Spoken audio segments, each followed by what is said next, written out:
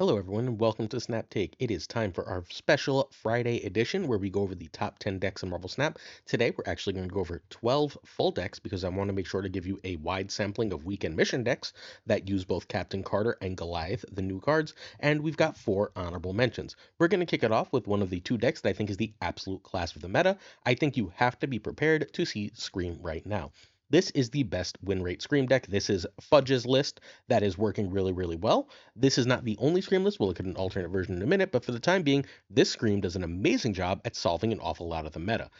Killmonger is amazing right now as a certain deck. Thanos becomes more and more popular. This gives us an answer, a way to play around that. In addition, Scream is just one of the very best cards in the game, at worst, a top 3 to 5 card in Marvel Snap, and is able to win games at an extremely high rate and has been ever since her release. Scream Connoisseur created the original version of this, but these modifications were created by Elephant Fudge. You can find streaming at twitch.tv/elephantfudge. This deck only needs Scream, which is one of the beautiful things about the card. You can play a Scream deck with Scream being the only high series card. It obviously suffers, but you can use it as the only high series card. Uncle Ben can be Hydra Bob or Kingpin, but at that point you're cutting Killmonger for Juggernaut or Stegron. Sam Wilson can be Iron Patriot or Lizard. Red Guardian, Rocket and Groot. We're looking at Copycat, Juggernaut, Miles Morales. Those are, excuse me, Miles is already here. Those are our general changes. Now, if you wanted to play a more classic version, this is the absolute bog standard version with one exception. The bog standard version runs Stegron over Luke Cage. Luke is here just as a little bit of extra insurance against affliction decks against certain locations. You can feel free to run Stegron, but with that change, this is the absolute classic version.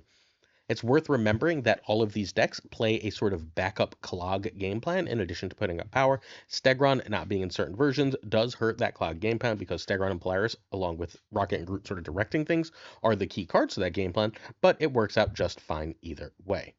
Once more, this is the list we're going to talk about today. Let's go card by card, and then we will go turn by turn. So Uncle Ben is here because he's basically a giant power spike if you're running both Killmonger and Lady Deathstrike in your Scream list, because if you have Scream out, he's going to be, for one, he's going to give you 4 power, right? That's also then going to give Scream 4 power. So for that 1 energy, you end up with 8 power and Disruption, which is just wildly, wildly strong. So it is absolutely worth sticking him in if you are running those 2 cards. Scream is one of the best cards in Marvel Snap. She has been since her release. She was nerfed from a 2/3 to a 2/2, but as long as there's not Luke all over the meta, she is one of the best cards. This deck also does a really solid job at handling Luke Cage because it has both Lady Deathstrike and Red Guardian. Craven is a way to steal extra power when you don't have Scream. He's almost the backup Scream here because your Spider-Man and your Polaris being able to land on him along with your Uncle Ben killed card or a Cannonball push card, all possibly landing on Craven, are all buffs for him. In addition, Sam Wilson, Captain America's shield could land on Craven multiple times in a game. You can sort of ping pong the shield between the two or stick them in one lane and let that lane be sort of a threat with just 2/2 drops because of Sam's shield. Sam is incredibly strong here, largely for that reason, largely because he is amazing at making sure that you have a scaling 2-drop. You have 3 scaling 2-drops in this list, which is very, very strong. In addition, if you do want to play Scream on turn 2, you can do so on that Sam Wilson shield lane and make sure that she is safe from opposing Red Guardian, which is one of the only ways to stop her. Spider-Man is not a turn 2 play. Please don't play Spider-Man on turn 2. Yes, even if you have nothing else, you want to save Spider-Man for turn 4 or 5 as a general rule, once in a while turn 6, but generally speaking, we're looking to Spidey on turn 4 or 5. Your basic plan here is to use him as extra disruption, to use him as a cheap mover while you get out another scaler, whether that be Craven, Sam, or if you play a control card like Red Guardian. Killmonger is just massive power right now. He's taking out lots and lots of 1-drops. There's a massive amount of 1s all over the meta. Killmonger is great there. This list also has problem with another list we're going to talk about later, which is going up in play rate recently, a clog list. So Killmonger being really strong into that is increasing his utility. Plus you have the extra Uncle Ben thing, which turns Killmonger into a pseudo move card. Red Guardian is your answer card. It is one of 2 like real pure tech cards here, along with Shang-Chi. Those 2 cards are meant to solve problems. People can get too big for Scream decks. Red Guardian says, not with Iron Man. Shang says, not with your big cards. Polaris is just a good mover who scales. Polaris, along with it has to be Spider-Man, unfortunately, in this list, does end up with a mini clog package. Your clog is less effective in this version because you are running Lady Deathstrike, which ends up clearing the clog fairly often, but it works fairly effectively. If you get a nice scaling lane as your opponent tries to compete with that, Lady Deathstrike can end up winning the game. Then we have our friend Shang-Chi, who, and you might have heard this, power must be controlled. Generally speaking, you are playing a 5 on the last turn of the game and having a 1/6 to play with that 5 is incredibly strong. As anyone who's played Cannibal, Demons, and Clog knows, Spider-Man works much the same way, giving you a 1/6 to play. Basically, at whatever point along the curve he is most useful. He's just a lot of power for his cost.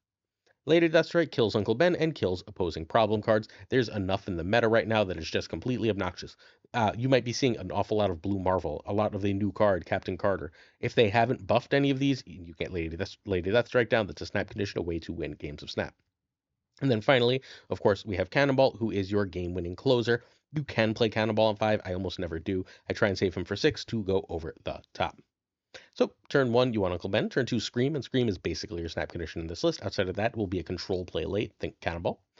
Over Sam, over Craven.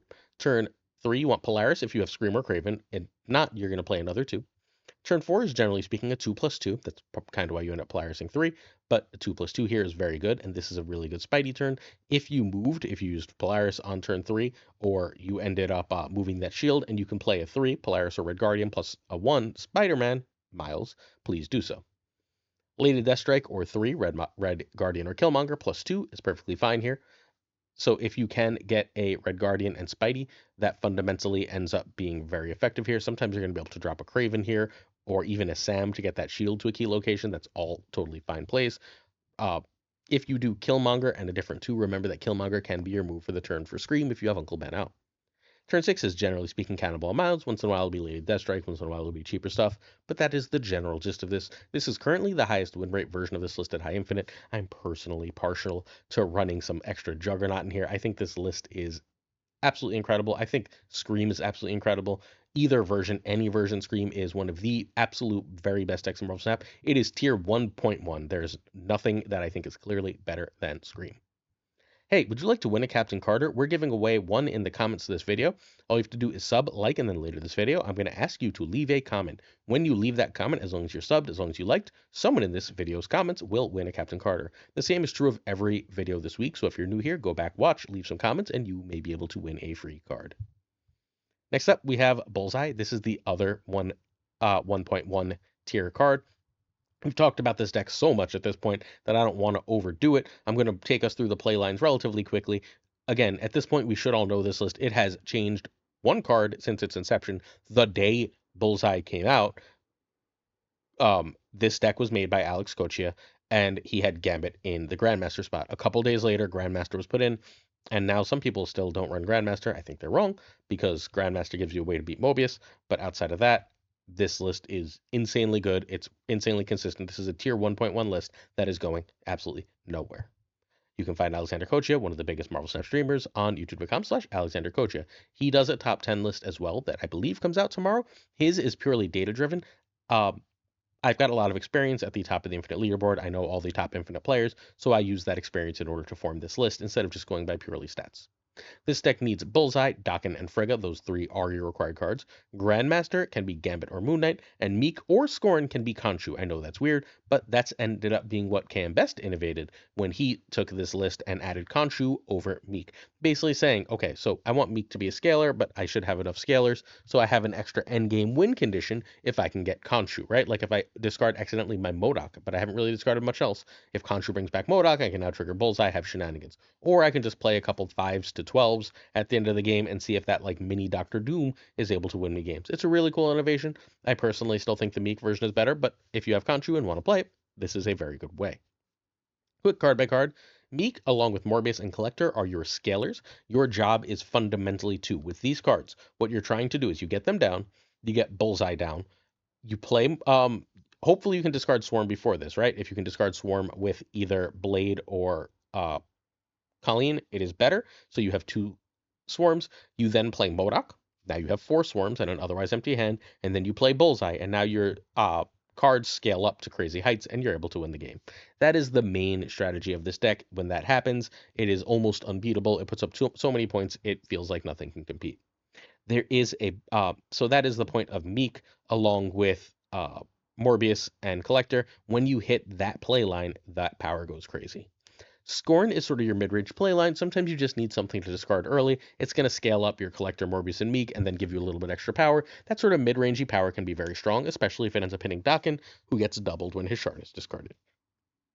Now, We are on now because we talked about Blade and Colleen, right? Blade and Colleen are fundamentally almost exclusively here to, as best they can, discard that swarm. If humanly possible, if necessary, you will play that Scorn out such that Colleen will hit Swarm over hitting anything else. Make sure that you're wary of that play. Bullseye is here for that one play we talked about. We'll talk about another Bullseye play in a minute.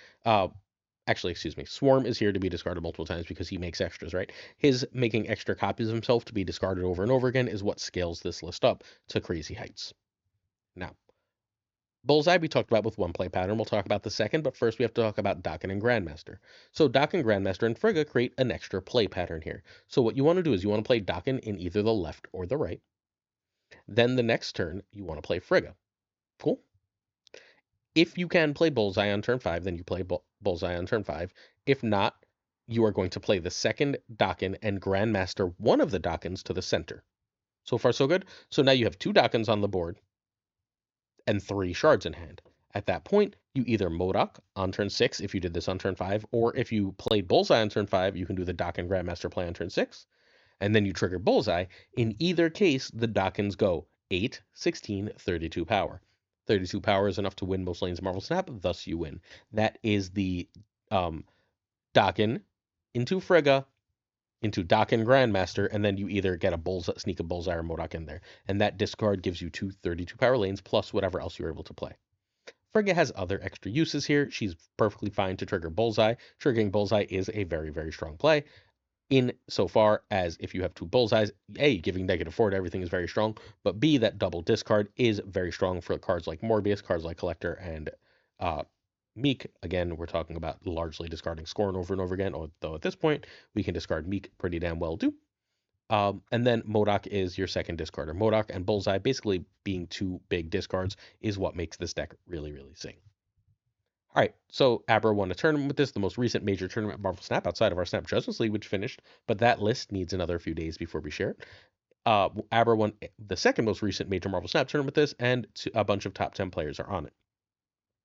Blade, if you can swarm, is basically always a snap with this list, even if you don't have the combo, threaten opponents away. Over Meek. Turn 2 is Morbius over Collector, over Colleen if Scorn. Obviously, you will Colleen away a Swarm, but if you have Morbius or Collector, you can't necessarily Colleen away a Swarm, right? Turn 3, Dakin over Bullseye over 2. Turn 4, Frigga. If you can Frigga Dakin, you should probably snap because now you're threatening a combo that the opponent either has an answer for or they're dead. Is better than a 3, is better than a 2/2. At this point, you can just feel free to just drop Bullseye. You can drop your Dakin. If you drop your Bullseye, vice versa. It doesn't really matter what order. If you have Dakin and not Frigga, you can drop Bullseye on turn 3, and then if you draw Frigga, you can play Dakin on turn 4 and Frigga on turn 5 just fine. But at that point, you're going to need Modok to be your discarder. Oh no, you have Bullseye at that point. You're fine. Excuse me. Turn 5, you want Bullseye over a second Dakin and Grandmaster. And then you can play Modok and Blade, or you can play the second Dakin and Grandmaster, and then trigger Bullseye, and you should win. This is the big combo list in Marvel Snap. It could be weak to Morbius, right? Like, Morbius is tough for this list, except that you have the Dakin gameplay, which Morbius decks tend to have no answer for. This could be weak to Gorgon, right? Gorgon makes your shards really cost 2, which means they're not going to be discarded by Bullseye, except you still have the potential Modok play pattern to get that off. And at that point, unless they have Morbius and Gorgon, you will be able to do the Swarm game plan. This is one of, again, the 2 absolute tier 1.1 decks in Marvel Snap. Let's keep going, but first, please hit that sub button. We are right at the doorstep. We're like 150 away from 20,000 subs. Please be one of those 150. Help us reach our most recent goal. We're trying to hit 25,000 this year, and we need your support to get there. So please hit that sub. A like and a comment. Tell YouTube you liked the video, and it helps it get in front of more people. And that at that point, that helps us too. So if you're willing, please do so. Next up, we have Derek Thanos. This isn't tier 1.1, but I do think it's tier 1. Derek is currently number 1 on the Infinite Leaderboard. He's actually fighting it out with Zunes right now. But last I checked, Derek was number 1, and this is the main list he's using. This is a Thanos ongoing Zoo list, and it is very, very strong. I think this is one of the better lists of Marvel Snap. Now, there's another Thanos list that's more proven that I know is also tier 1. Rather than take up 2 spots, I'm just going to show you that second list also, but we're going to talk about this list in particular, not because that other list is worse or bad or anything else. I think that other list is more proven. This is just what's working right now at number 1 on the Infinite Leaderboard, while we talked about that other list like 3 times recently, and rather than just show you the same list over and over again, I thought I'd show you one that's really, really high ranked and a little different. So Derek is the #1 player right now. He was #2 last season and the season before. He spends a lot of time in the top 5 of the leaderboard. He was #1 last August and September. This deck needs Thanos, Mockingbird, Goliath, and Sam Wilson. Those 4 cards are your requirements for this list. We'll talk more about Goliath. I will give you a weekend review of that card later this video. Wiccan can be Luna, Fastos, or Hope. You do want a ramp card. Speed, nice and simple, Captain America. This is the other Thanos list which I was referring to. This one has a very high win rate. Pluto finished in the top 20 with this deck last season. It is the most popular of the Thanos list right now. It's still great. It's still super effective. It's better if you're seeing a lot of opposing Gorgon, for example. But we talked about this so many times at this point. Like literally, this was in the video last week, the top 10 lists, and we covered it in 2 other regular videos. So like, if you need to check out last week's for turn by turn for this or for a card by card breakdown, please feel free. It's in last week's version of this video. We're gonna go back to talking about the Derek version. So Derek is basically saying almost every stone is an ongoing. The Mind Stone isn't. The Reality Stone isn't. All the other stones have an ongoing ability. That's 4 ongoings. Well, if you get those out, you now have a 2/5 Goliath, but you also end up having Ant-Man, Dazzler, Captain America's, the Shield, Speed, Cosmo, Super Skrull, Blue Marvel. Okay, that's it. So you have all those cards that can bump up Goliath, thus he is huge. Ant-Man as a 1/5 is just a nice way to win some extra lane, have some extra power in a lane. He is buffed by Blue Marvel, he can be buffed by Spectrum, all that works real well together. So Dazzler is your extra scaler. Goliath tends to get to about 2/8. Dazzler gets to 2/6, but occasionally 2/8. Works out the same way. Again, you can hit it with Spectrum, and it does many of the other same things. Sam, you'll never guess, gets to about 2/8. If all your 2s get to 8, that's a pretty damn good thing, my friends. Cosmo's here because this being ongoing week, a lot of people are running Enchantress. You get to steal extra cubes by running Cosmo. That is fundamentally the use of the card. It's also a really good anti-clog card, and a lot of clog decks are floating around right now. Clog is pretty good against Thanos. Cosmo in like a hood lane will really mess them up. Speed is like a 3/9, 3/8, 3/9 in this list. It could be bigger with Spectrum and Blue Marvel. That works pretty well. Again, our cheap cards are a lot of where our power is coming from here. This being ongoing week, we are running Super Skrull. Super Skrull is a cube stealer. I did try this list out. Super Skrull stealing a stealing a Gore is insanely strong. Taking Iron Man's, being able to copy opposing Blue Marvel, so on and so forth, is game-winningly strong. Super Skrull might not be in this list in a week, but for right now, he is absolutely pivotal. Wiccan didn't like working for me. I got him to work twice in like 15 games. I had a 70% win rate in those 15 games, but I got him to work like twice in those 50 games. When you get him, you feel damn near unbeatable. The only problem with Wiccan is you could not have enough space sometimes to really take advantage of his ability. Blue Marvel's huge. You have almost a full board, so his 5 power, and if you have a full board, remember that is 11 other cards. Makes him play as like a 5/14. That's a lot. I don't know what else to say. That's a lot. Spectrum, since you have so many ongoing cards, ends up playing as like a 6/14 or so, sometimes even more than that. Again, just a lot of power in these cards in the ongoing shell. Mockingbird, it plays as a, generally speaking, a 4/9 or less. Remember, Sam's Shield is going to make her cheaper, as is every stone you play, which makes Mockingbird extraordinarily cheap and very, very worthwhile. Just being able to have a 9 that you can casually drop for basically free is really good. Remember that what we're trying to do is we're scaling up Goliath. Dazzler, Sam, Speed, sometimes Super Skrull, and Mockingbird are cheap power cards. You get that cheap power, and then you sort of scale them up with Blue Marvel and Spectrum, and you should win.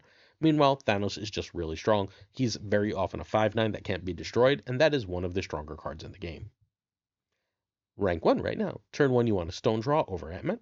Turn 2, Sam over Goliath over Draw. Turn 3, you want speed or early plays. Cosmo's fine. From here on out, you're going to Mockingbird as you can, and if you can sneak in an important Mockingbird, that is a snap condition. If you can get Wiccan going, you should almost always snap. So Wiccan snap versus a combo of earlier plays. Super Skrull is really great from here on out. Whenever he's a game-winning play, whenever you'll know when you see it, right? Like if the opponent's playing Ravonna, odds are Super Skrull is going to be amazing later. Feel free to drop it as you can. Turn 5, Thanos, especially if you've played Soul, and obviously you have the +1 energy, or you've from Wiccan, or you've gotten a discount from either Titan or from the Time Stone. Any of that's fine. Play Thanos on 5. Blue Marvel is also absolutely excellent here, especially if you've gone extremely wide. But remember that Thanos is 12. Blue Marvel can be easily that as well if you've got a big enough board. And if you have Wiccan, you're just sort of going off and playing as much as you can. But don't remember to leave enough space. Count what you want to do last turn and make sure you have enough space. Turn 6 is Spectrum or Blue Marvel along with Mockingbird. And then you should be able to win. Really cool list. Props to Derek for it. Congrats on being number 1 right now. I stream basically every day at twitch.tv/PulseGlazer. If you're interested, please do come check it out. I try and stream on YouTube too. I'm not as consistent on YouTube, but I'm streaming almost every day at twitch.tv/PulseGlazer. So please make sure you give a follow, stop by, come watch some gameplay from these great decks. Next up, we have Bohei Returns. This is our Agamotto list for the day, and the reason I'm showing this is the win and cube rate on this right now is absolutely through the roof at pre and post infinite. I'm not sure this is the best Agamotto build, but again, we featured the same Agamotto builds like 5 times. So with this one succeeding, I wanted to show you an alternate version of Agamotto. I consider this spot Galactic mid-range. I'm not sure if Thanos is knocking on the door, like pounding on that door of 1.1. I think this is like tier 1.2. It's damn near as good as those other decks, and it can be tech to beat any of them. The problem is it's really hard to tech it to beat all of them, right? Like you could easily run a Mobius and a Gorgon in this type of list and thus not really have problem with the Bullseye list. Or you could run like a Killmonger and be able to like go over Thanos list. That's totally fine. That's another way to do it, right? Or if you're trying to beat Scream, you could just throw a Luke Cage in. But you don't have room for all of those things. So because you have to tech for all of that, this deck can struggle. The real beauty of Bohei's list here is that you've got Shang and Enchantress, and those are the two big problem solvers of the meta, while you have enough scalers to otherwise work. I do think that this is a near tier 1.1 list, but I do think the variety of the meta that you have to tech for so many different things does give it some trouble. You can find our friend Bohei at twitch.tv/bohemnida. He is an absolutely wonderful person. Go check him out. He's also a Marvel Snap Zone writer. This deck needs Galacta. If you don't have Agamotto, I keep saying Shang. I don't mean Shang. You can run name of card. You can run Captain Marvel, or you can run a powerful 3. If you feel like running a powerful 3, I would start with Red Guardian or Gladiator, but any 3 is fine. Gwenpool can be Ms. Marvel, Captain Carter, or a good 3 like Gladiator. Iron Patriot and Sam can be Lizard and Quake. Remember that if you don't have Agamotto, you don't need Quinjet because it's only good for the Iron Patriot card and the Agamotto spells. However, the Agamotto spells really work. What this ultimately works as, before we go forward, but this ultimately works as a ramp list. We'll talk more about it when we get to the actual list we want to talk about. For now, Derek has another Agamotto list. This is the one he was playing at the end of last season. We know he is the original creator of the quote-unquote season passler. He made that deck. This is where he ended up on that list. He ended up wanting ramp alongside, again, these lists really want ramp, right? They're using the Ballsack spell as ramp, so Hope Summers gives these a little bit of extra ramp. Sarah, in the version we're going to end up focusing on, gives a little extra ramp, while Magneto is just really good right now because people are playing a lot of 3s and 4s, and Magneto is an amazing card for clogging things up. Sizer has a version of this list that is relatively similar to the Sarah version. It's again running Hope. Basically, you're choosing between Hope and Sarah in that spot right now as far as what you want to do for your extra energy, along with the, again, Ballsack spell, which is your other ramp, and Zabu in almost every list. Although, again, we're talking about Quinjet. Safety Blade. Didn't even bother with Agamotto, but the list still works. We got Kitty and Zabu in it. He recently cut Cannonball for Captain Carter. I don't think that's right. I think Captain Carter is better. This version runs Ms. Marvel. And it's, again, like you see how all these lists are the same basic concept. We're running a lot of the scalers, and then we're running cards like Hope to get all this stuff out, and then although Safety I think actually ended up cutting all the control cards, these are very often running quite a few control cards. Safety's last control card being Cannonball. Back to the Bohei list, let's go card by card. So Quinjet is here because the spells are extremely good when they're cheap. In particular, if you can get the Ballsack on 2, you can ramp immediately into Sarah on turn 3. Turn 3 Sarah is the snap condition of snap conditions, the same of Mobius. You can also ramp into Agamotto at that point, which isn't as good, but it's perfectly fine. Ramping on turn 3 is fine, ramping on turn 4 is fine, and ramping on turn 5 is fine. So having Quinjet so you can do more powerful things anytime you want to do those is incredible. In addition, the Images of Icon, the second best spell that Agamotto gives you access to, it first 3 is utterly broken, and then you can play like that to make a bunch of Galactas along with an Iron Patriot that will then have 9 power, for example. You are running 4/4s. If you're running 4/4s, you should probably run Sabu. That's it. If they do if you get 2 4s that cost 3 at the end of the game, you can play them on the same turn. If you can play any of them with Juggernaut, you're way, way ahead. Psylocke lets you ramp into a 4. The 4s you want to ramp into are Galactic and Gwenpool. Psylocke on 3, and if you whiff on getting a Galactic or Gwenpool down on turn 3, you can Psylocke on 4 and then Psylocke on 3 and then Sarah on 4 and go off that way.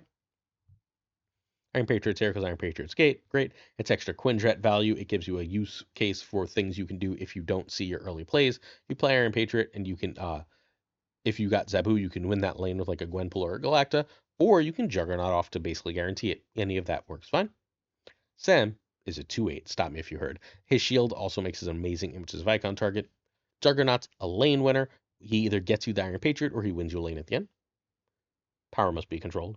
Oh, again, I'm out of things to say about Shang. Galacta is the best scaler in the game. She turns a 1/5 is a great card, and she turns Zabu into a 1/5. She turns Quinjet into a 1/5, let alone being used on bigger threats. It's one of the best cards in Marvel Snap. Enchantress is here largely because this is ongoing week, but Sam is in like every deck, and when you turn off Sam, you can clog the entire damn game up on opponents, which is an amazing play. Gwenpool is sort of your backup Galacta. She's your scaler. Gwenpool can be better than Galacta, but it's rare. Gwenpool hits the wrong thing just enough to be frustrating, but Galacta never does, right? Like as long as you play wisely. Gwenpool's value here is that she won't hit Agamotto spells, so you sometimes end up with just like a stupidly huge Agamotto or Sarah because the rest of your hand was spells, and now you can go completely off. Sarah lets you play a bunch of things at the end of the game. She says, you want a Shang Enchantress? Well, you didn't have to hit him with Zabu. You're all good. Go for it. So you can do stuff like that with Sarah. She's amazing. You're also trying to ramp into her. And then Agamotto is the cost of doing business for the spells, but hey, sometimes he's huge, and playing a big card is effective. So, crazy win a cube rate of nearly 2 in Infinite right now. Turn 1, you want Zabu over Quinjet. Turn 2, Psylocke. I don't know why I said it that way. Psylocke over Iron Patriot. You can snap on Psylocke if you have any of the good 4s, or because you're threatening negative. If you didn't play a 1, you're not threatening negative. Over Iron Patriot. Iron Patriot is a play if you can either Juggernaut to win it, or if you can Galactic Gwenpool. Iron Patriot, I'm only going to say this once, is often a snap condition because of the sheer variety of things you can have. Unless your opponent can turn that off, they should generally speaking run. Sam is also fine because Sam's a big scaler. If you can Balthak after Quinjet here, Sarah is a completely wild play. Turn 3, Galacta or Gwenpool is a play, and they are snap conditions. Reminder that white means snap, green means conditional snap. These are not always situations, but generally speaking. You can also Juggernaut if Iron Patriot, and that's better than 2. You can also play Balthak or Psylocke here to get an early Sarah. You can also play Balthak if you have Galacta and Gwenpool, then you can go Galacta into Gwenpool on turn 4-2. Sarah over Galacta over Gwenpool is your turn 4 play. Sarah over Balthak or Icon plus whatever else you can on turn 5. And those are conditional snap conditions based on what you have in hand. And then turn 6 is basically winning through your control cards. And remember that we are talking specifically about Enchantress, Shang, and Juggernaut usually, although the scalers again give us some extra power there, and Iron Patriot can give us an extra card. Give this one a try. It doesn't look like it's that great, but it sure does play like it. We are hosting a new Snap Judgments League coming soon. I will announce that early next week. So if you're interested in playing Tournament Marvel Snap, please make sure you hit that sub button and stay tuned for that. We also host multiple weekly King of the Hill tournaments, very quick single elimination tournaments that allow you to enter for extra prizes in the larger tournaments. So if you're interested, please do check out our Discord, linked in the description to this and every video we post. Next up, we have Sizer's Move Bounce. If anyone played this would be tier 1.1, but no one does except Sizer. This list is absolutely incredible. It remains absolutely incredible. It's got a swing spot in Hulkbuster, so it can always do extra stuff. It avoids, there's not a lot of Goliath, so the main card that messes with it is gone. This puts up more power than frickin' anything, and if you don't disrupt it, it just feels unbeatable. Juggernaut can give it a hard time, but if you're good enough, you can just sort of outplay Juggernaut. I am not good enough to outplay Juggernaut with this list, just for the record. But if you are, you can. This list is amazing. I've watched Sizer beat Scream list after Scream list with this, which boggles my mind. You can find Sizer at twitch.tv/Sizer2654. This deck needs Aranya, Madam Web, and Frigga. Those three are non-negotiables. Toxin can be Falcon. It's worse, but you'll be fine. This is the other version of the move. This one has like a 4 or 5% lower win rate in Sizer's hands, which seems like a huge amount until you realize that this is thousands of games and it's 65% to 60% at the top of Infinite. This is the version I'm better with. I have a much higher win rate with this version, so feel free to give this a try if you're a beginner and learning how to play move. All right, let's go card by card. You have movers. They are Aranya, Ghost Spider, Madam Web, Iron Fist. That's it, right? Yeah. Aranya, Ghost Spider, Iron Fist, Madam Web are and Doctor Strange. Those are your move cards. You would generally speaking like to move your scalars. Human Torch, Dagger, and Vulture. As you move these cards, you can bounce them back to hand to move them again, thus making them bigger, or you can copy them with Frigga, thus giving you a second move card that can have crazy power. That's it. That's every card, right? Toxin and Beast. Nope. One more. Hulkbuster. What Hulkbuster does is gives you an amazing way to Frigga or an amazing way to Ghost Spider. Let's say you have a Ghost Spider, a Dagger, or a Vulture alone in a lane, but you've played other cards, right? So you can't end up, you will not end up being able to, at that point, hit them with Frigga or be able to pull them with Ghost Spider. If you play Hulkbuster, all of a sudden you get to copy the right card. Since Hulkbuster costs 3 and Frigga costs, Hulkbuster costs 2 and Frigga costs 3, you can do both of those on turn 5, leaving you an extremely strong turn 6. All right, rank 1.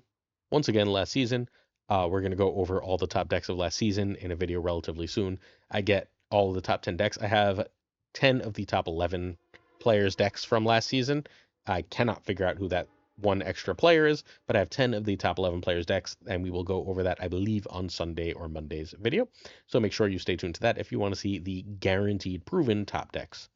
Turn 1, you want Aranya. Turn 2 is Madam Web. Madam Web is a snap condition. If not, you will play a second move and torch. Never just one move and torch, right? And you don't play Iron Fist on one, so it has to be Aranya, and then you will play Torch and Ghost Spider or Iron Fist and Torch. Next up, you will Fist. You will also drop a Fist if you have Vulture in hand. Turn 3, Vulture Punch with Fist, or you can drop a card on Madam Web. If you have a big torch, you can play either Frigga or bounce it. Turn 4, you want to get your second mover or your first bounce. Or if you can move a second mover again, now you can make it absolutely huge. So for example, let's say I played an Iron Fist on turn 2, like a weaker playline. I played an Iron Fist on 2 into a Vulture on 3. Turn 4, I can drop a Doctor Strange and a Madam Web. And now I've got this lane that I can do things with. Or I can drop a Doctor Strange and a Doctor Strange and a Toxin. Or I can use Ghost Spider and Beast. I have all these different combos I can do there. Yeah? Turn 5, you either bounce a pile, and you need to think if you want to bounce movers or enablers. One of the hardest things to do is to decide, am I going to bounce my cards like Human Torch, or am I going to bounce my cards like Iron Fist and Ghost Spider? It takes some practice to get there. Hulkbuster and Frigga is absolutely amazing here. And then turn 6, you replay the movers. It's worth remembering, I always say this, that if you have a 16 to 32 power Human Torch, you don't have to move that again on the last turn. Instead, focus on moving the Dagger or the Vulture, who can get big enough to win a lane. The other card is very likely already there. We have a Patreon. We try to only advertise it once a week, but it would be really nice. We are trying to get 1 or 2 new $5 to $10 subs a month, and if you could help us get there, it would really mean a lot. We have 3 real tiers for you to join. Our $2 tier gets you access to all of our tournaments, and it really just helps support the channel. Our $5 patrons get early access to every video, and our $10 patrons get an extra exclusive video every day. Sorry, every day. That's crazy. No, they get an extra exclusive video once a week, and then I'm trying to do a larger exclusive video once a month. So if you want exclusive content, please check out the Patreon. It would mean an absolute ton if you were willing to throw some extra support our way. All of the Patreon money goes back into the community, helping smaller streamers, doing giveaways, running tournaments, stuff like that. All right, next up we have Heart of the Cards, Lowball Surfer. This is just the best Surfer list. What makes this kind of Surfer list so good is that, so you run either 2 or 3 2s, right? Sam and Iron Patriot, and then you can run US Agent or an extra 3.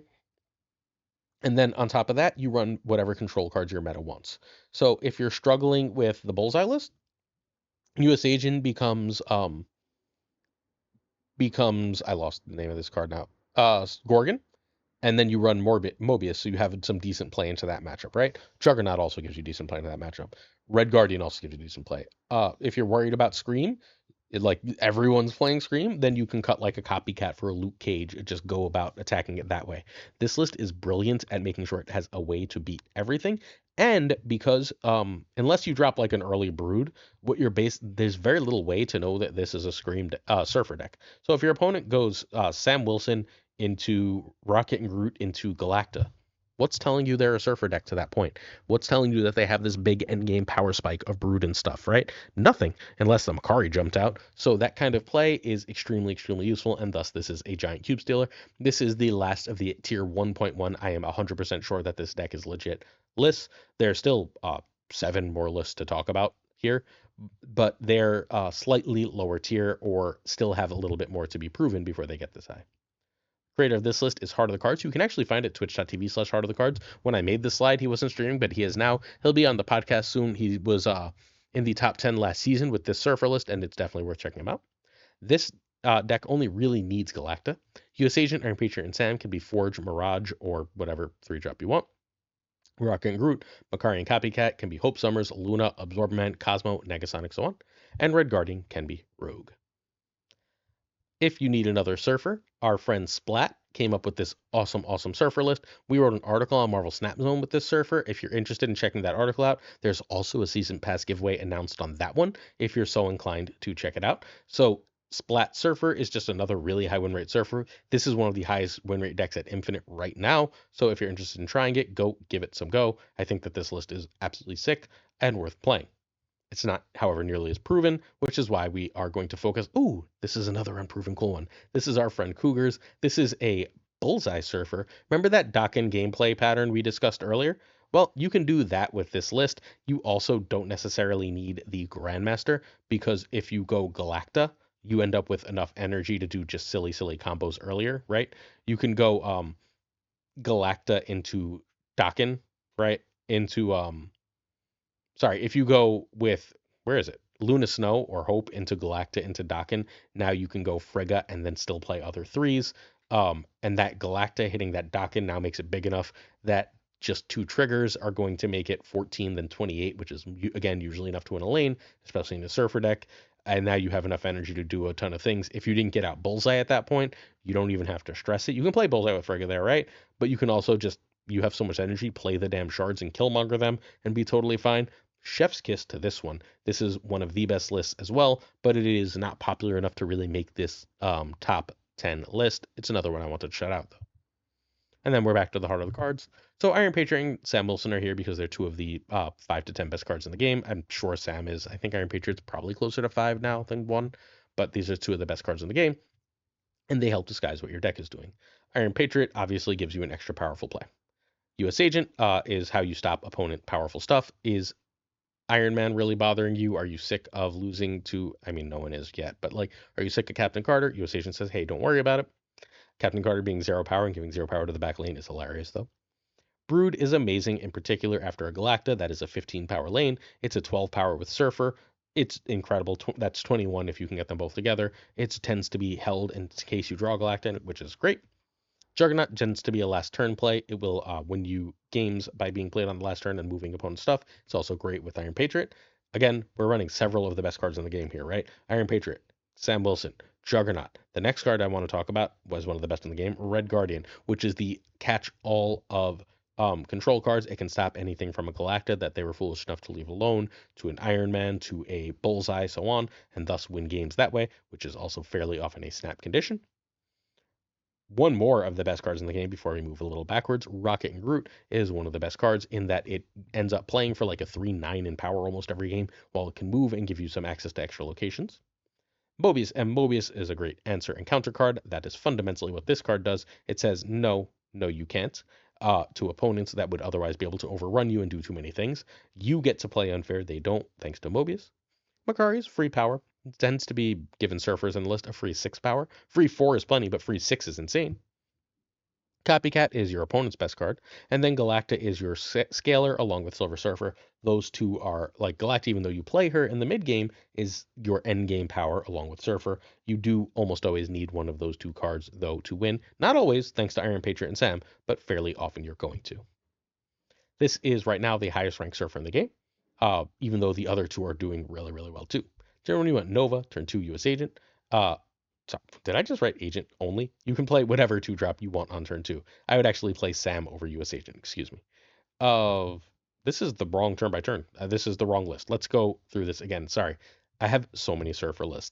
Let's go through this one in particular. Turn one, you generally speaking want Sam Wilson over Iron Patriot, unless you're pretty sure you're going to win that Iron Patriot lane. You will play US Agent, but that is not your goal. After that, you will your turn three play. You would generally like to get out Rocket and Groot if possible. Mobius is fine if it absolutely stomps opponents. Your turn four play is always Galacta if you have it, or fundamentally always Galacta if you have it.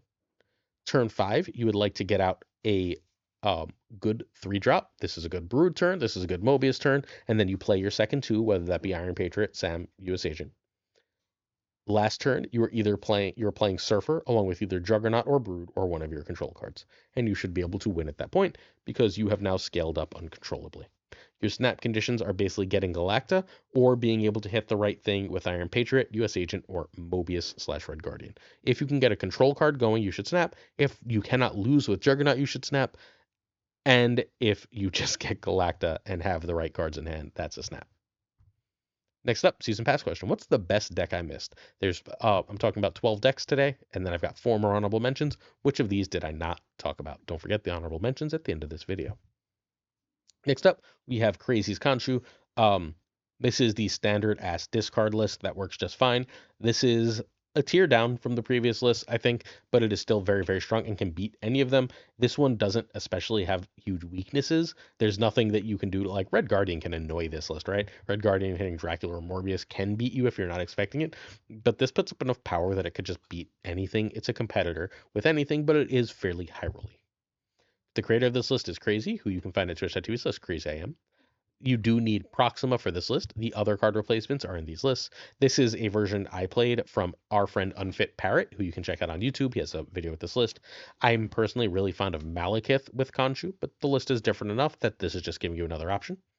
And then we have the classic version that also runs Malekith and Scorn. This is the one I had most success with. Overall, this is still a great list, but everyone wants to run the new card Khonshu, so Khonshu ends up being really popular right now. All right, back to this. So Scorn is a nice simple scaler. You have a bunch of cards to discard it. It gets really big. At the end of the game, you're almost always playing that Scorn with MODOK, but if you didn't draw Apocalypse, it is a fine thing to discard with Dracula at the end of the game. It ends up usually being about 10 power to 12 power in that lane. That's also giving extra 2 on the board. Blade is your on-target, on-command discard. You're fairly often going to hit Khonshu with that Blade. You are fine to hit Proxima, Scorn, or Apocalypse. Blade is your, again, on-demand, easy discard. Morb is Morbin time. It is one of your 2 big scalers, along with Dracula, where it just is a lane winner at the end of the game. I tend to play this with other powerful cards in order to win. Colleen usually hits Scorn in this list. That's what she's here for more than anything else. It's just, she basically plays for 2/6 in power, and that's a ton. Gambit is your high roll win. It hitting something random can be a problem, but that's what Khonshu is for. And, sometimes it kills the opponent's key card, wins you the game. Corvus gives you extra energy, which doesn't usually matter for this type of list, but now you can play MODOK and Morbius at the end of the game if you play Corvus. Now you can play Khonshu on turn 5 and still play MODOK on turn 6 and go crazy that way. Corvus ends up adding a ton of extra power here. The only card you really, really want to be careful about discarding is Dracula, but even then, if that's your only discard, just Khonshu it and you have a 5-power Dracula, at least. Lady Sif will always hit Khonshu or Apocalypse as long as they're in hand, which is really nice. This deck hates Titan when it has MODOK in hand, but outside of that, no problems. 06 was good in that last deck. 07 is great here. That's what Proxima is. Dracula is here to largely discard Apocalypse at the end of the game, which is usually a 20+ power play, but you can also drop Scorn for a 10 to 14 power play. MODOK is your key discard card. This deck only has one other multi-discarder, that is Corvus, although you can play things like Corvus and Gambit at the end of the game to get rid of 3 cards, which ends up working reasonably well. MODOK is the easiest way to make sure that your Dracula is the hit, or that you can hit Khonshu and get rid of all the other extra chaff in your hand. Apocalypse can be played on the last turn of the game. Sometimes you don't see Dracula, sometimes you go Khonshu, and then you play like a 15 power Apocalypse. That's fine too, but you would generally speaking like to discard this with Dracula at the end of the game so you get that extra +4 on it. This is not rank 7, ignore that. Crazy was rank 7 for a while last season with this deck, and then he started playing some weird jank and fell a bunch. All right, so turn 1, you want Blade if a disco. Turn 2, Morbius over Colleen of Scorn. Turn 3, Corvus, and if Corvus doesn't discard anything bad, that can be a snap. Over Lady Sif, over Gambit if a weak hand, or there's a key target on board. Turn 4 is Dracula over 3. Turn 5, Modok if a good hand. Dracula's fine here, and you can Khonshu. Turn 6, Khonshu or Modok plus a big Apocalypse. Nice and simple. Grace's Khonshu is, again, one of the best Dracula discard lists. This is the beginning of the tier 2 pile that I think is just a step below. It can beat, the tier 2 decks can beat anything in tier 1 as a general rule, but I think this particular one is a little less consistent. Time for a weekend review of Goliath. Goliath is a 2-1 ongoing +1 power for each other ongoing card you have in play. The power of this card is that you'll never build an ongoing deck that doesn't run him again. If you're playing ongoing, you will always run Goliath. The downside of that is ongoing will not always be a meta deck. As long as ongoing is a deck that is viable in the meta, Goliath will always be viable in it. That's a good card to own. Since that is viable right now, I think it's worth buying Goliath if you have the resources to do so. But if you don't want to play ongoing, you don't need it because he's only ever going to be in those lists. Our Goliath list is this update on Ika. This is currently the highest win rate infinite Goliath list. I don't know if this list is completely crazily good yet, but I wanted to show it to you and give you a chance to play it. This one is here specifically because of weekend missions and because the Thanos list is kind of extra expensive. So Goliath works, generally speaking, best with Moonstone. Goliath and Moonstone can be a lane winning proposition, which is why it's here with that card. It's also really great with Ravonna because one cost for 8-ish power at least is really, really strong. This version basically, so on February 11th, I have this? Yeah, okay, good. On February 11th, I, whatchamacallit, Captain Carter was data mined, and I made this list 2 cards off. I didn't have Cosmo, and I didn't have Super Skrull. I had Iron Lad and Spectrum in it. So we ended up here. This is all I did to make this list, though, was take Ika's list that we're going to look at in a minute and make a few tweaks for Captain Carter and Goliath coming out. So I'm not taking credit for it, but like this list is fairly obvious and fairly successful. This is closer to tier 3 though, as opposed to the previous list, which is tier 2. Although this might be like tier 1 once this weekends. It's really hard to measure the power of an ongoing card the week it comes out because there's a lot of Enchantress, there's a lot of Super Skrull, and those cards like hard counter it, and it makes it really hard to evaluate these cards. That Goliath still shines through suggests he's very strong. You can find the creator of a million great lists at twitch.tv/Ika_MTS. Ika's amazing. This deck needs Moonstone, Ravonna, and Sam. Those are basically the package that goes with this card, along with Mystique and Iron Man, which you own. Goliath can be Lizard if you don't have Goliath. Goliath gets bigger than Lizard. Goliath doesn't have as bad a downside as Lizard, but it's fine replacement. Carter can be Anti-Venom. What the hell is Double Sauron doing here? Ignore Double Sauron there. This is Ika's Spaced Out. This is the deck that it was based on originally. I basically mixed and matched from this list. This was a meta list for many of the past few seasons, and this one was near the has one of the highest win rates in Infinite for quite a while. It's got a lot of good answers in it, and it's still a very powerful list. You don't have to make the changes. We're going to talk about that Double Sauron list later. Next up, we have the update on Ika list. Let's go card by card and explain. Ant-Man's a big scaler. Goliath is a big scaler. Ravonna makes Goliath and Iron Man and Mystique cheaper, and Sam Wilson cheaper, and thus it is incredibly useful, incredibly powerful. Doubling it with Moonstone lets you do a last turn of Iron Man, Mystique, Mr. Fantastic, and Goliath, which is just stupid sauce. Sam Wilson gives you an extra ongoing for Goliath, and is a 2/8, which is amazing for Iron Man type cards. Mystique is largely meant to be here to copy Iron Man. If your opponent is playing ongoing, please copy Super Skrull without any hesitation. Copying Goliath is not the worst thing in the world because he's only 1 power in the first damn place. Mr. Fantastic is, sorry, ignore that sound. My son is apparently home, sorry. Mr. Fantastic is a 3/7, which is excellent stats. Mr. Captain America Steve Rogers plays as a 3/9 if you fill his location, right? 5 for the first ongoing, 7 for the second, 9 for the third, which is huge. That card in particular benefits with the Iron Man doubles, but it is also one of your 2 buffs in this deck for, your only buff in this deck for Captain Carter. But if you can get Captain Carter to 5 power, she's now giving 5 to both back lanes, which is winning power. Cosmo is your general Enchantress protection and very strong for that. Then we have our friend Super Skrull, who's here for the week to counter all the opposing ongoing and give you an extra scalar. It's possible that becomes Blue Marvel, Iron Lad, or Spectrum at the end of the week once we are through all the ongoing, but for the time being, Super Skrull is a must. Then we have Captain Carter, who's our scalar, replacing Anti-Venom in the list. Captain Carter and Iron Man in a lane is honestly a game winner. Everyone knows how powerful a 5-power Iron Man is, right? So Captain Carter says 3-power Iron Man. If you play that with Captain America in a lane, it's over. That lane is done. Moonstone is amazing not only for making things cheap with Ravonna, but you can also get that extra mystique and being able to sorry, get that Mystique Iron Man, and being able to play that Mystique Iron Man under Moonstone is insane power. Now that Moonstone is also Iron Man, and you have 2 Iron Mans in a lane, which is a win, you can also feel free to copy Captain America or Goliath. Again, particularly strong under Moonstone, and things scale up huge. Then finally, Iron Man is the big power of the deck. It's how you go over the top. Then we have the turn by turn for this. Turn 1, you want Ant-Man. Turn 2, Ravonna over Sam over Goliath. And Ravonna is a snap condition because, honestly, when you play her, if you don't play Ant-Man, you're threatening negative, and smart opponents run when you negative. Turn 3, Ravonna over Sam over Cap over Fantastic, which is equal to Cosmo. If you played Ravonna on 2, Sam Wilson and Goliath are an incredible pairing. Turn 4, you want Moonstone, and if you have either Mystique or Ravonna, Moonstone is a snap. Over Carter, over Iron Man. Turn 5, generally speaking, you want to get Iron Man out, unless you have Ravonna Moonstone, in which case Iron Man costs 3 and you can hold. If not, 3+2. This is also a reasonable Carter and Ant-Man turn. Turn 6 is combo off with Mystique and whatever else you can. Mystique and Cap, Mystique, Sam, and Mr. Fantastic. Feel free to go completely crazy. This list is really cool. The Enchantress everywhere makes it completely obnoxious. This Super Skrull everywhere makes opponents able to beat you when they shouldn't. Let's see how this evolves, as ongoing is not the theme for the rest of the month.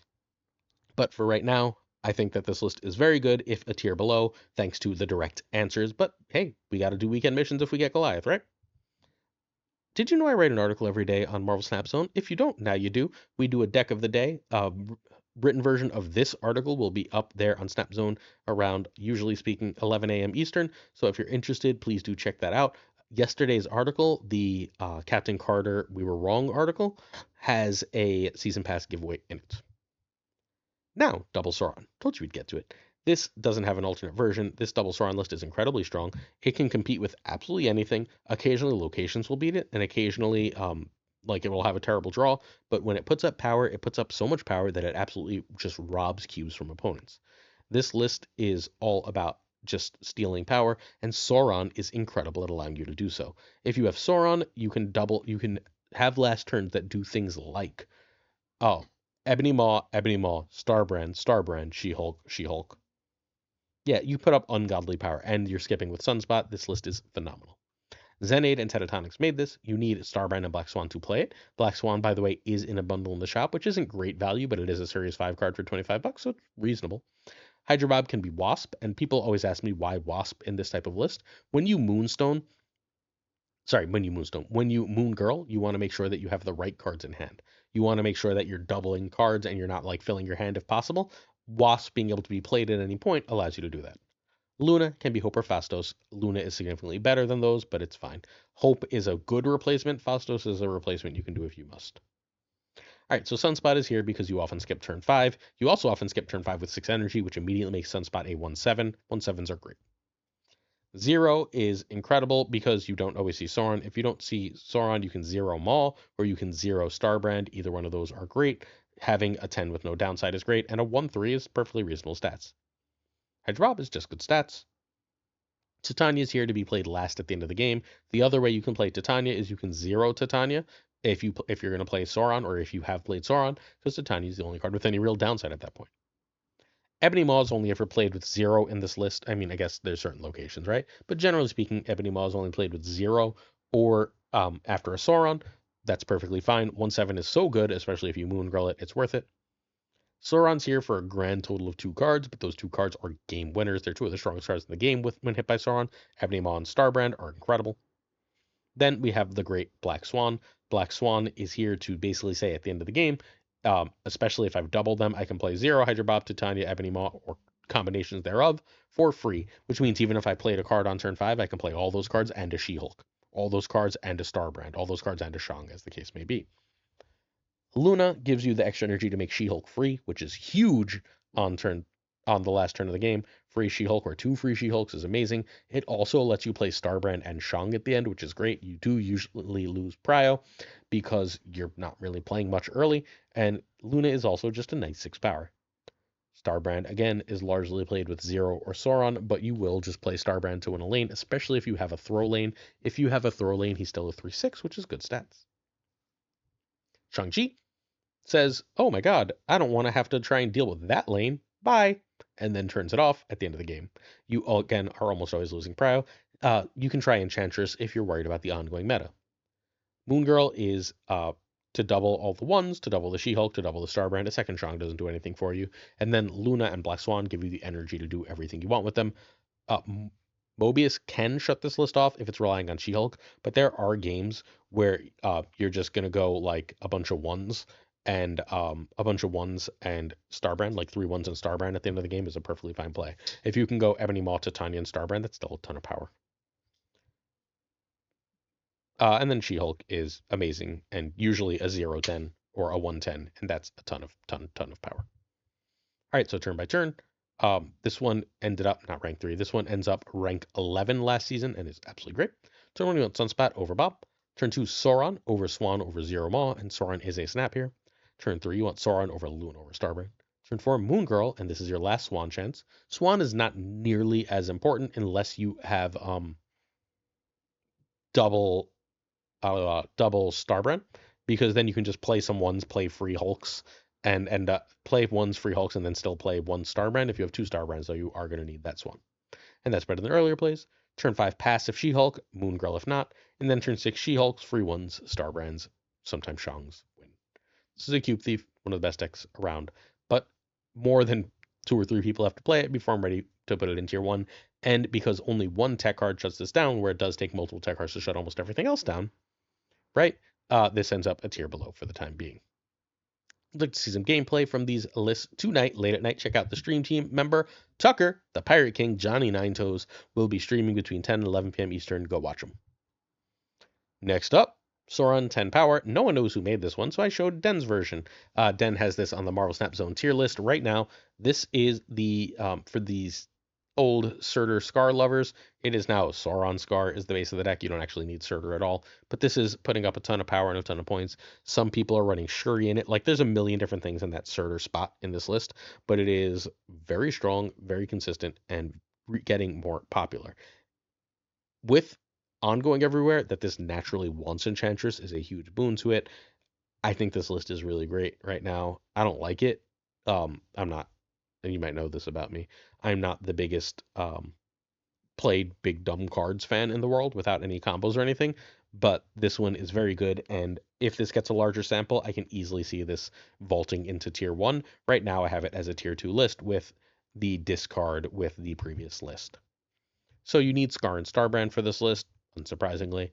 Ares can be Kull or Crossbones, and Surtur can be Shang or Juggernaut.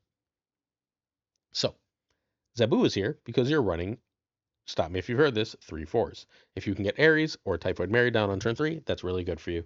That's what Zabu is here for. You don't usually want Enchantress on 3, but you do want to combo Enchantress with other things on turn 5 or 6, and it being 3 is really good for that. 0 remains your backup Sauron here. Sauron has never been more important, but you can 0 Ebony Maw, you can 0 Starbrand, or you can 0 Typhoid Mary, all of which are very, very strong plays. You don't usually end up zeroing Red Skull, but hell, you'll do that too. Sauron is the key card to this list. Ebony Maw, Lizard, Starbrand, Typhoid, and Red Skull.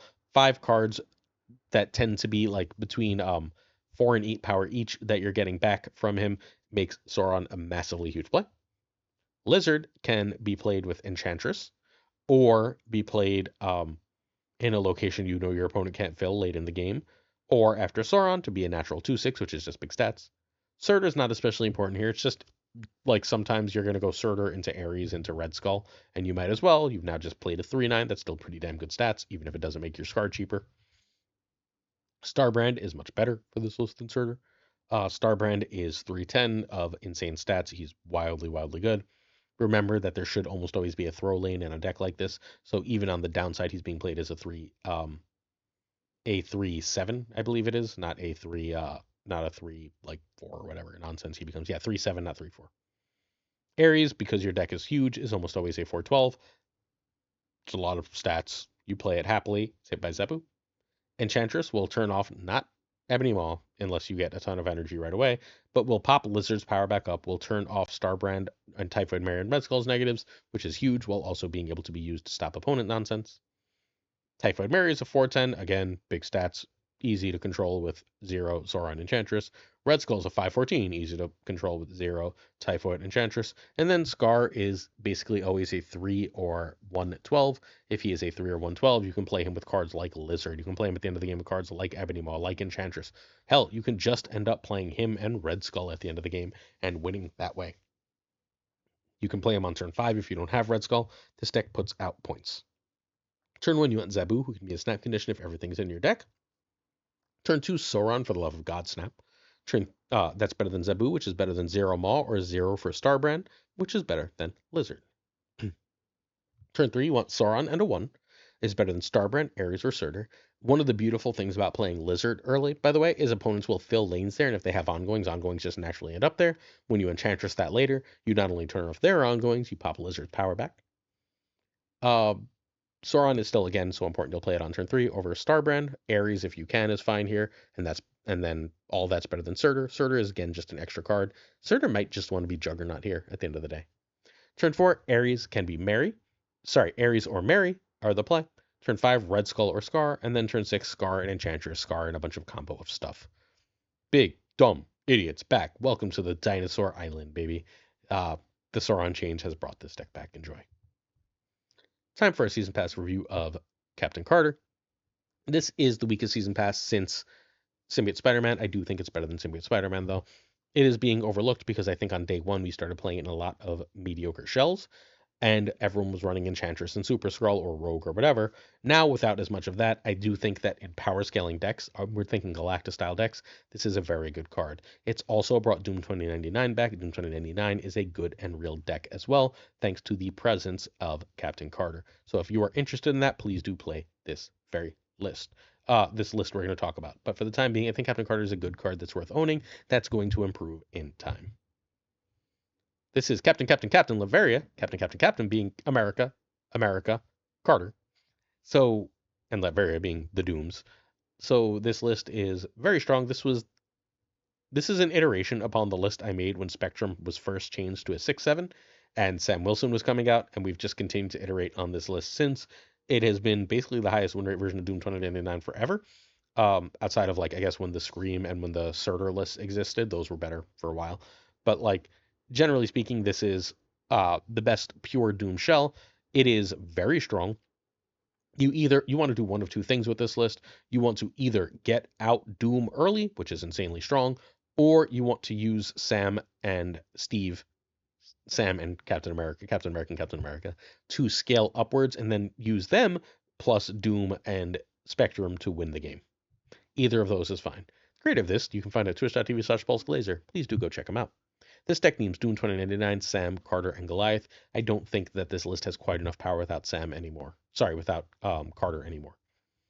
Goliath is also a key power spike here. You know how all the Doombots lost 1 power? Well, Sam is how you get that power back. It's only in 1 lane, but all that extra power just turns up on Sam Wilson.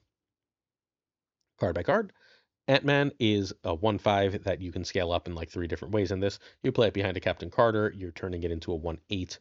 You hit that with a Blue Marvel, you're turning it into a 9. You hit that with a Spectrum, you're turning that into an 11. Sometimes you're not going to get it behind a Captain Carter, right? And that's fine. It'll just be in the front with Captain Carter, and then you'll play stuff behind it.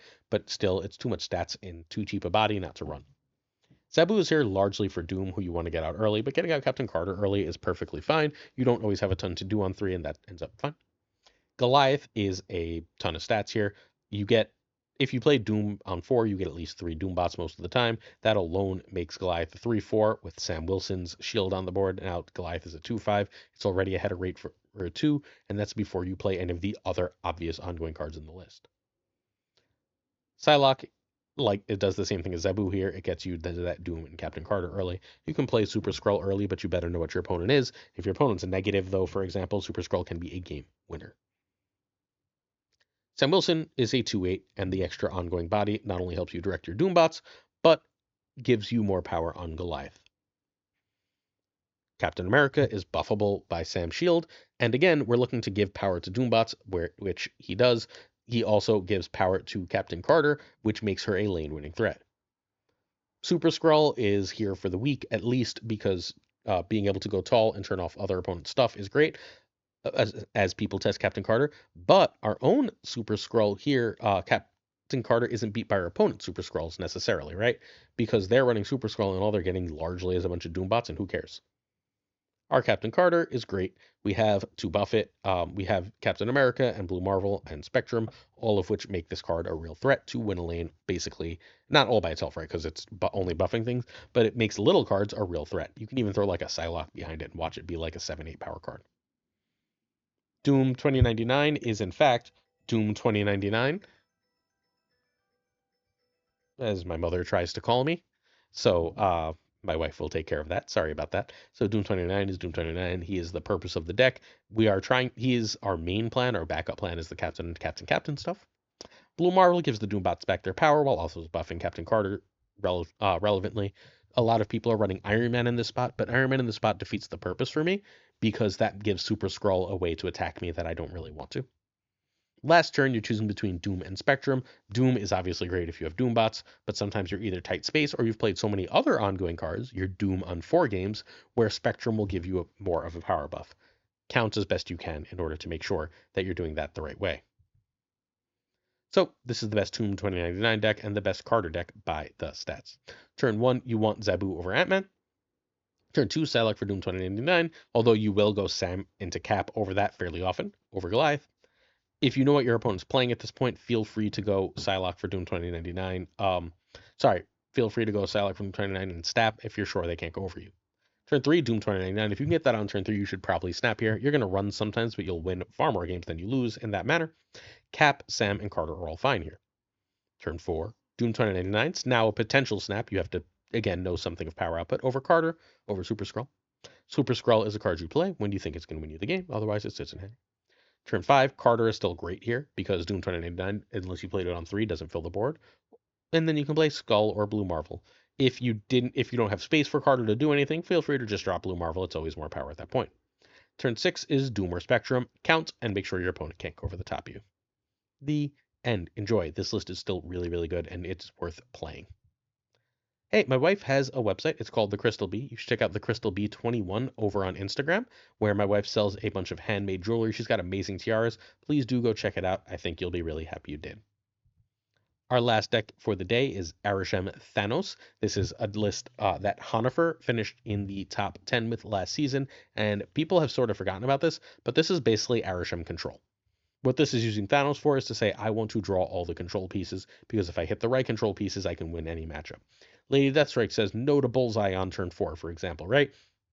Red Guardian does the same thing. If the opponent's trying to drop big things, you've got Shang-Chi. If they're trying to do ongoing things, you've got Enchantress. And in the meantime, if they're trying to cheat energy, you've got Mobius.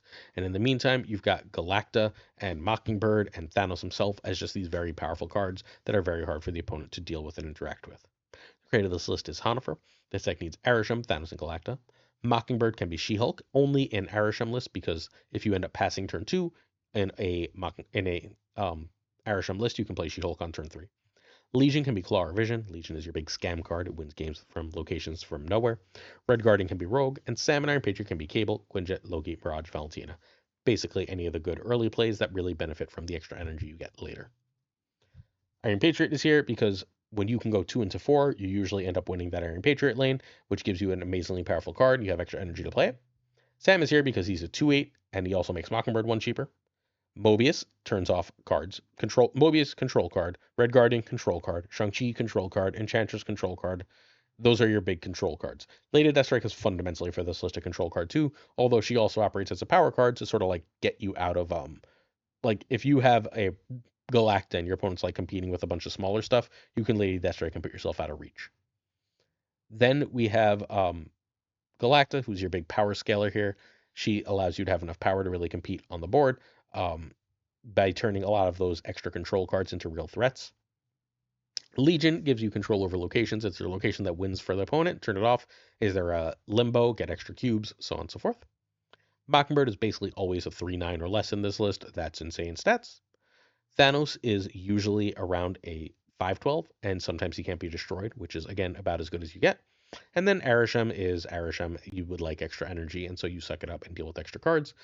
So many extra cards in this list, but at least you draw through them thanks to Thanos. Turn by turns here are funny. Turn 1, Generator. Turn 2, Iron Patriot over Sand. Iron Patriot does a snap if you win. Turn 3, you want Galacta, who's a snap on 3 basically always. You can play a generated card or Mobius. Mockingbird fits here sometimes. Turn 4, Legion over Lady Deathstrike. That's better than Galacta. Thanos, if you have the Soul/Time Stone, is fine here. Turn 5 is generally speaking for me a Thanos turn. It can be a control card if you have a good target, but generally Thanos. And then turn 6 is whatever control card, Shang, Enchantress, so on, that win you the game. This list is awesome. People have just forgotten it. Go play it. Questions of the day. And set of questions of the day for this video, we just do our honorable mention. Our first of which is the Toxic Evo. This Roram deck, I think, is one of the best in the game. It is, it can struggle into ongoing. It doesn't run US Agent, and it can struggle into a lot of the decks that run Super Scroll. So I think in a week, this deck is back on the list. Next Friday, we're very likely to be talking about it again. But for the time being, it felt honorable mention. Negative is a pseudo honorable mention for literally the same reason. Although I do think next week we're going to go back to Mobius being everywhere, which is going to be a similar problem. From there, we have the Small Good Havoc. This list job is to fundamentally answer everything. The Luke Cage and Mobius are your swing spots, and other than that, it just puts up massive, massive power. It's a really strong list, and one that I think that you should absolutely play and try. From there, we go to Dragono, which is our Junk representative. Junk could easily be on the list.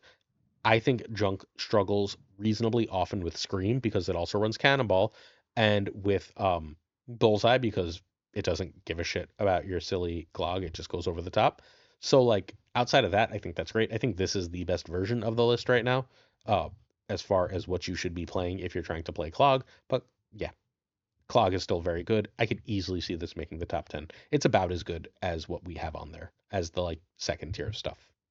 And from there, we go to the Victoria Hand list. This is, again, a great list. Victoria Hand does not like that Enchantress is everywhere thanks to all this ongoing stuff, and thus it has fallen off again for a week or two.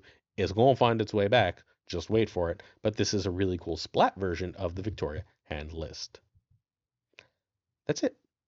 Please check out certain of our Patrons that get on-air thanks every single video. If you'd like to be one, check out our Patreon at patreon.com/snapjudgments. Thank you to, it's not Absolute Shannon. Our patron of the month is Fat Nick. I just didn't update this from last week. My bad. Sorry, Fat Nick.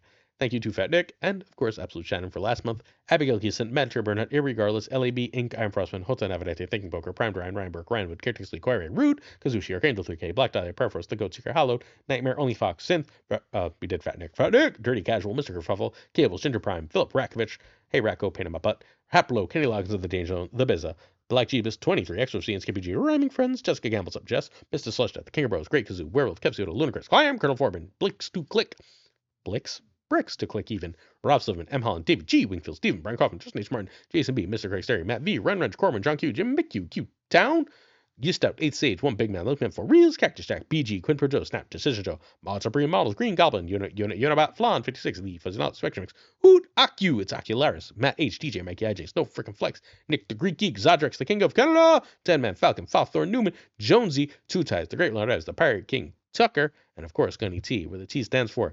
That was a long one, right, everybody? Check out tomorrow for 2 videos, and I'll be streaming later on, probably about 3:15 p.m. Eastern. See you then. Peace.